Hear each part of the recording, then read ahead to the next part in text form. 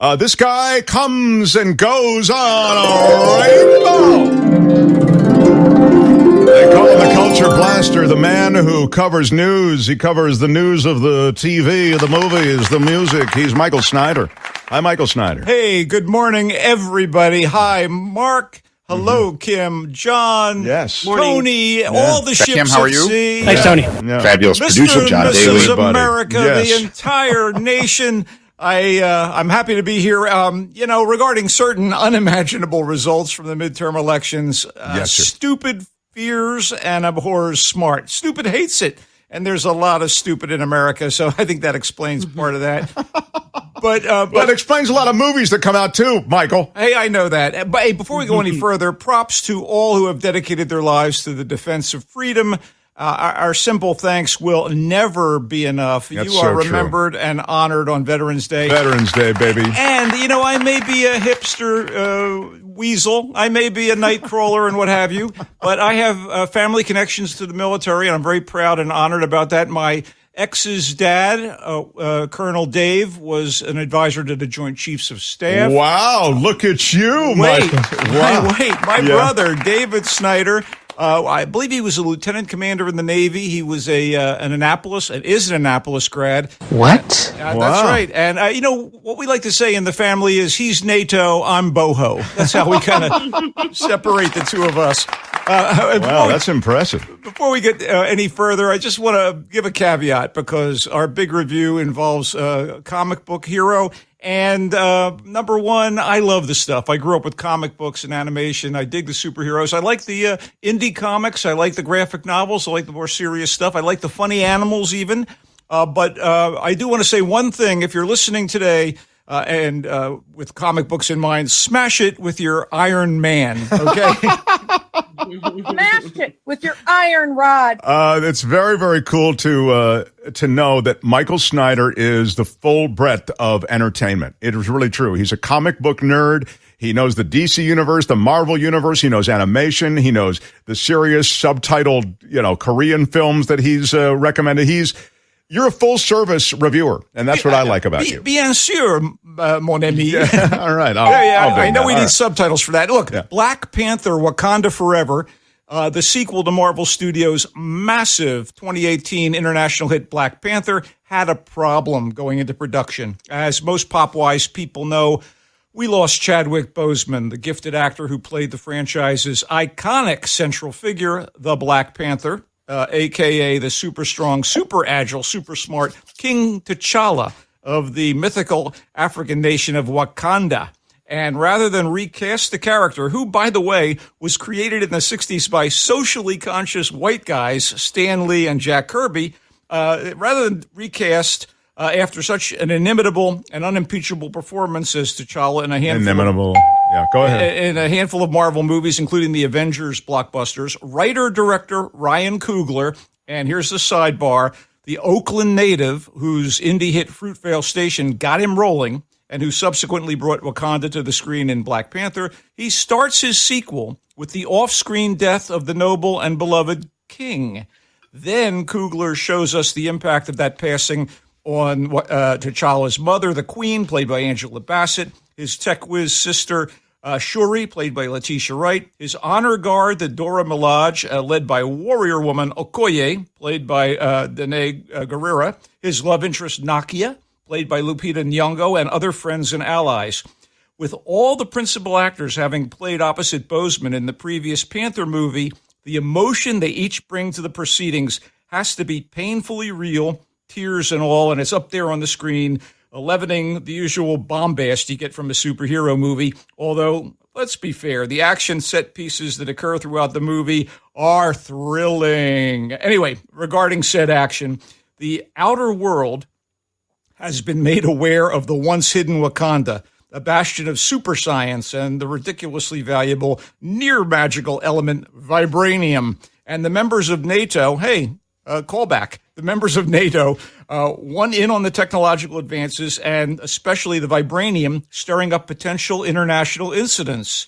Lo and behold, it turns out that there is another hidden nation with its eye on Wakanda, the Atlantis-like underwater kingdom of Talokan, led by its own king, longtime Marvel villain turned anti-hero Namor, who's a super strong guy who can breathe underwater and also has wings on his feet like Mercury, no lie, that allow him to fly. So isn't this the Scientology story too? Also, this is, yes, I believe. Kind of seems similar. Anyway, go ahead. Xenu actually handed this review down to me from One High. Anyway, Namor. By the way, Namor's been around since the early '40s in Marvel Comics. He was one of the first mutants and one of the first superheroes ever created. More deep knowledge. I'll move on. Wow, Namor knows that Wakanda is leaderless in the wake of T'Challa's death, and with no Black Panther to defend the country, the vultures, and in Talokan's case, the sharks, are circling. Okay, Wakanda Forever asks if a new Black Panther will arise, and if you guess the answer is yes,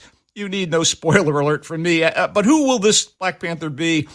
Coogler's world building is astonishing, aided by top-shelf computer artists, well informed by his creativity and his knowledge of Marvel Comics history and characters. And his decision, this is great, Mark, his decision to turn Marvel's Atlantis into Talokan, complete with Mesoamerican cultural trappings, is nothing short of inspired. And it's actually based on a mystical Aztec realm.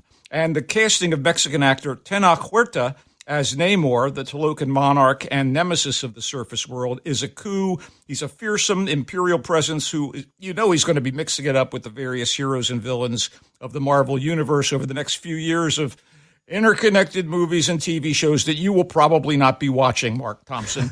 And yes, I'm not a big fan of the necessarily the genre, but they do a good job with this Wakanda stuff. The actors all went to Boseman's gravesite, says Yvonne. They bonded before the movie. Very classy movie. It's so evident that they love this guy. And anyway, I want to point out that there are some MCU notables who show up here, including the teen heroine Riri Williams, a.k.a. the future armored heroine Ironheart, played by Dominique Thorne. She has a Disney Plus series coming. And these are more than just prizes in an Easter egg hunt for all of us Marvelites. Wakanda Forever is not as startlingly good as 2018's Black Panther, but all things considered, it's a fitting, power-packed follow-up and a lovely tribute to Boseman without exploiting him or ladling on the syrup, and damned if I didn't miss up at the beginning and the end of Wakanda Forever. Wow. In theaters now. Look at you. Somebody recommended for all of the, I guess, the back and forth with because all of the different peoples who claim. So that's for whoever wanted that. I forget who it was, but there it is. Nice and insulting. Manda aka raka. I don't know. Let's move on to something thoroughly American. Please move on, if you Although would. nominally fictionalized, the Fablemans. Go ahead. Yes. The Fablemans is a very personal, intimate, and somewhat revealing look at filmmaker Steven Spielberg's family life. His roots, his inspirations from his boyhood in the 1950s to the 1960s, and his first foray into a Hollywood career that would mark him as one of the most successful creative forces in the history of motion pictures. His first visit to a movie theater with his parents triggers a desire in suburban kid Sammy Fableman to get a camera and start making his own films at home. Is the Fablemans a little familiar in its emotional beliefs and beats? Yes. Do we almost always know in advance what's coming around the bend for young Sammy, who is the Steven stand-in? And for his family, we do. But Spielberg is such an accomplished maestro behind the camera with his impeccable filming and his framing, his timing, his ability to get the most out of his actors, and the script by Spielberg and the award-winning playwright and screen scribe Tony Kushner. It zings and it sings, even when it seems in danger of slipping into cliche. And his actors, oh my God. How about the incredibly versatile Michelle Williams as Sammy's talented but stifled musician mom, Mitzi, and the equally skilled Paul Dano as Sammy's computer genius dad, Bert. They seem incapable of giving bad performances, and applause is definitely due previously unknown Gabriel LaBelle, who plays the pubescent Sammy, the soul of the movie, even if Sammy's mom and dad bring so much heart to the Fablemans. Plus, there's a very well-executed and surprisingly shaded turn by Seth Rogen as Bert's colleague in the electronics business and a de facto uncle to Sammy and his three sisters. Look, the Fablemans might not be one of Spielberg's best. He he was probably a little too close to the subject matter to make certain hard choices that might have given it a little greater depth. Nonetheless, it has some genuinely moving moments. And in the absence of an actual memoir or autobiography, it tells us a lot about what forged Spielberg's sensibilities and made him a masterful populist filmmaker. The Fabelmans is in theaters. So I'm getting that you liked it because of the virtuosity of Steven Spielberg as a filmmaker, but you didn't love you felt there was a predictability to the story. There's a certain conventionality to it. You kind of know what's going to happen. That's the way to put it. But, yes. but be that as it may, this is just a brilliant filmmaker, and good God, Dano and Williams are fantastic. The kid is really good. And Rogen, by the way, who was so entertaining in Pam and Tommy and deserved all the accolades for his role in that miniseries about the unfortunate rock and roll couple, is good here as well. Hey, which one of you is Mark Thompson? Who's Mark Thompson? The Mark Thompson Show.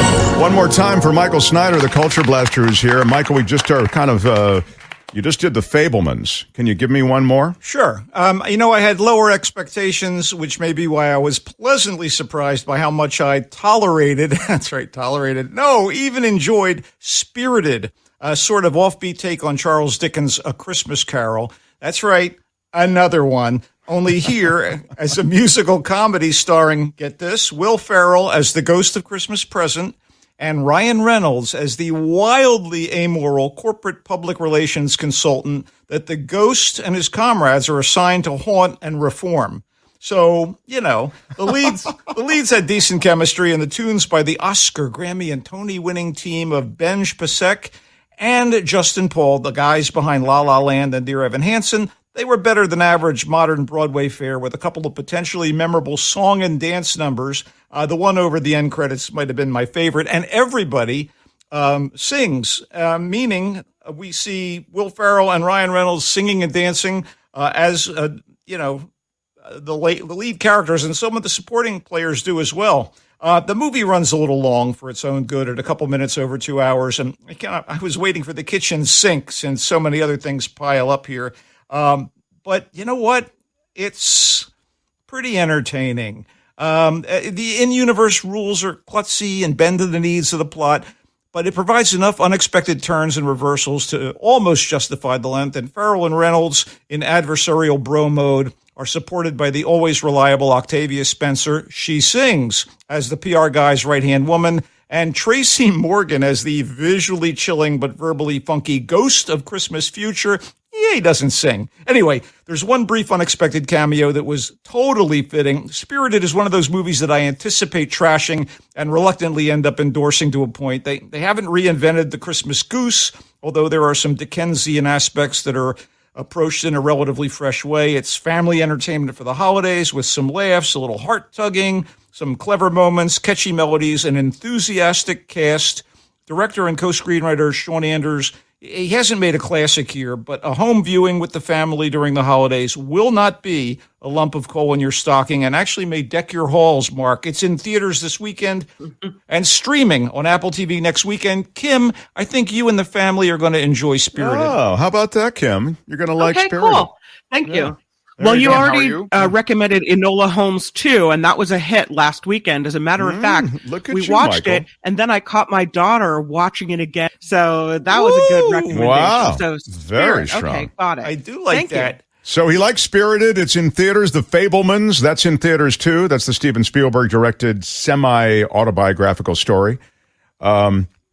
Liked it for its virtuosity, as I was saying before, in filmmaking, maybe more than the story, which doesn't really have a lot of twists and turns, you were saying. But Black Panther, Wakanda Forever, with the heart and emotion and the magic of Wakanda. And Talokan, two kingdoms created by Ryan Coogler, the director and writer. Yeah. It's not, no. Just because they have names like that doesn't mean we need to. Okay. Hey, so many people have trouble saying Tena Huerta and Lupita Nyong'o. I do not. You don't. You are number one. You can find him in the Marina Times. You can read his musings on music, on movies, on television, and also his musings on life. Sure. As he's the coastal commuter. MarinaTimes.com, everybody. But most importantly, here with Mark Thompson on the Friday morning rump. Yes, and he comes and goes. What a rainbow! Bye-bye, Michael.